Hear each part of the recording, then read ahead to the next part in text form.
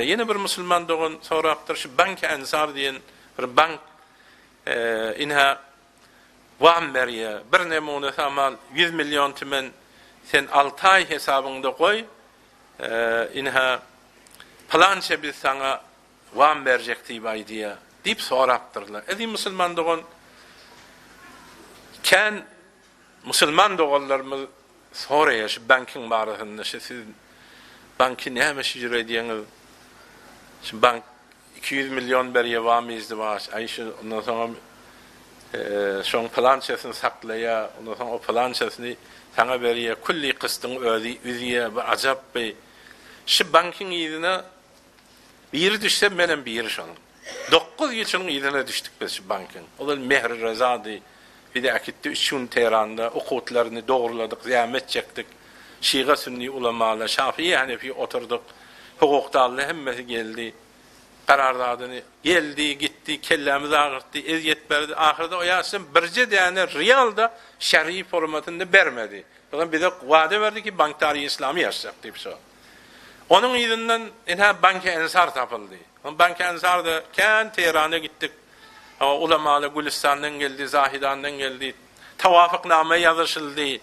Şide metrah oldu biri. Son ertekun plança pul yatırsan, plança vam verecek değil mi ha? Bicirov olmalılar. Sen cinsel vermeli. Morabehe bilen Qarzul Hasanani tesvip ettiler. Morabehe diyeni, sana maşin gerek mi? Bank maşin alıyor. Ama şu maşini peydatı bilen sana satıyor şer'i. Bu doğru. Ya Qarzul Hasanada hiç suud almıyor. Mesela 20 milyon ya falanca milyon veriyor. 3 yıllayın her ayda ya yılda dökmeli hiç suud almıyor. Bunu da bir miqdar emel etti. O zaman bir idgam oldu bu vaxt. Bank-ı Sifa bilen idgam oldu. Bank-ı Ensar. O da dünyanın düz vaxtında bula nazari fekihisi vardı. Yani özüm bir nazari fekihisidim. Sonra özüm yetişmedim ahullardan koyduk. O zaman ulemaların tarafından teyit bolup yani banka gidip de şu pervendeler berresi olardı. Şişeri mi, gayrı şer'i mi? Şiratlar olardı. Indi idgam bolandan sonra bu gurrunların hemmesi ayrıldı. O nazar-ı fekî de ayrıldı. Ve halan adamlarını getirdiler, nazar-ı fekî koydular, diyennetçi adam. Sen halal haram mının doğru değil diyen adamları ayırdılar. O indi de şicra muamele diye bunu da öğlene müdiri kulli neçe defa gidip ayttık. Öğleri geldi. Ey siz büyütmen. Siz ne hemen şicra ediyeniz? Mesela palanca pulu yatır, palanca vam vereyim. Bu ne hemen fark ediyor? Men pulumu sen yatırıp ama bir yıl işledip de yani suudunu sen görüp hop ondan sonra bana diyen sana 100 milyon muft veriyen. Hop 100 milyonun suudunu evvel menin pulumdan görüyen de sen işledip yatırıp da yani. Hop ne hemen fark ediyor? Qarzı meşrut vermen far riba büyütme. Hop geli karmenine tam şey asıl etmezsin indi hava. O da boliye etmek. O zaman erti yine kıyırı oğraya, merdum kıyırı oğraya yok etmeye bey. Asa etmediler taahhudna. Eğer menin öz kalbi mesela banka nispeten bağırma sonrasan da şu sıfır bolup duran vaqtışı. Bunlar bir iktisadi cihani bilen yürüyeller. Bunların elinde de yok. Zati işette bir defa daha size men aytmalı bolýandy bu gurruňy. Bir gurganda jelese boldy. Şianın mercelerinin hemmesinin defterdarları, mugallitleri birinci tabakasında adamlar vardı. Yani İran'da hemme mezhepler vardı da. Neçe merce taklidin mugallitleri vardı. Bizem vardı Hanefi, Tosavun tahsiren vardı, Kur'an medavun tahsiren vardı şu cemde. İn saadeterin zadi. Şu Bank-ı Keşaverzi'nin va meselesinin karardadını okuysanız, karardadında hiç müşkül yok. Şu 7-8 tane bizim Hanefi mezhebinin şeraitleri doğru yazıklı. Buğdayı vermeli, o buğdayı tahvil almalı. Kim tahvil vermeli olsa kireyi gurrun olmalı. Bir dakika 7-8 tane şerti yazıklı. Şu celesede müdiri kulli hukuki keşver vardı. Kulli keşverde müdiri kulli hukukisi vardı şunda. Müşavere fekihisi vardı, ağay Tebriziyan vardı, ya Beylekile vardı. In saadeterini şu va meselefte, sizin şunun karardadınız doğru.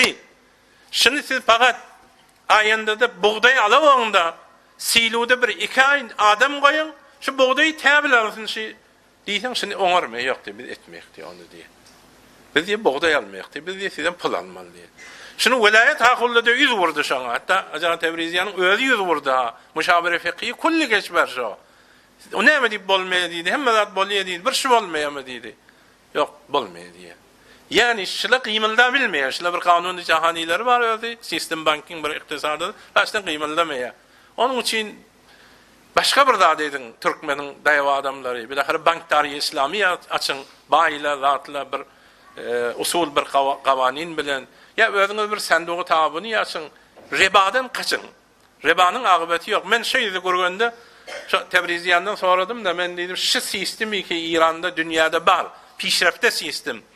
Bir yerden bir ogurluk bolsa şonu fawran ikilenci defa ettirmesen bolýar. O bilahar men hayatyma ogry gepdir. Bir dijitali zatlary durbin medalbesde goýun, niki de ogryny men deskir edýän. Bu bank näme aran ihtilas bolýar? Aran tekrar bolýar ogurluk aliýe diýe. Bu näme bu ogry gelen mesir belli diýdim. Bana dedim egleme tutsan şunun näme remzi bar şer'an ve bilmeyen. Men yemhaqullahu riba fa'zanu bi harbin min Allah. Hudaý riba bilen jeng elam ediyor. Bizim bankdarylarymyz ribawi, Hudaý jeng elam edipdir. Ben şunu kabul edeyim, kabul edeyim dedi. Şu doğru buldum. Yani öllere de şey diye, olan ulamaların alan ölleri eşdiýendirsiniz. Olar da riba diye, doğru değil diye. Onun için bununla bilahare dininizden hem dil sert bolmaň, özüňize teki edin. Biz fakir näme diýelis, Qur'anyň hatyna aýdýakdy, näme diýelim, bundan edafa bize zatdy bilmeýek. Bir kanun bolsa, üýtgedip bolsa, bir müştehidiň nazary bolsa, bu Qur'anyň hatyny hiç kim peýgamber aýdypdyr. Onun için siz bundan özüňizi ýemeň siz. Bunda bir de istismargeri, bunun ne suudu var, bir muhasabatlary var, biz başymyz çykmaýar, bir wersem plançyra bolýar gidiýär. Vam iştigal, vam mesken, vam izdivaç, vam zarurat, vam maişet. Fakir gidiýär Teherany öýlenenden soň bir haftadan soň gelýär, mesela saçly bolup gelipdir fakir. Häzirim bergiden çykamak diýär. Näme diýip özüňize sagarlyk bolan, ýorgana wara aýak uzadyň. Ahir näme etmeli? O bilen bilýär ki, biz bilmendirýärmiz. Indi diýe mesela bu diye bank diye 200 milyonunu falançadan saklaýar, biz bermeýek hiçat diye. Şoň özü üzülýär, biz bermeýek diye. Oya better edýär gaýtyp. 200 milyonu seňe berýär. Hukuky tarapyndan sen mesul 200 milyon. Ýöne şonuň 100 milyonu, 120 milyonu saklaýar seniň puluny. Şoňa suwduruşy bar bilen sen bergiňi üzýärde. O ki better edýär. Bu ki gowlandyrmaýar, muny özümiz aldamalylar. Allah tebareke ve teala tawfik hidayet bersin. Peygamber aleyhissalatu vesselam'dan her celesede bir söz aýdaly.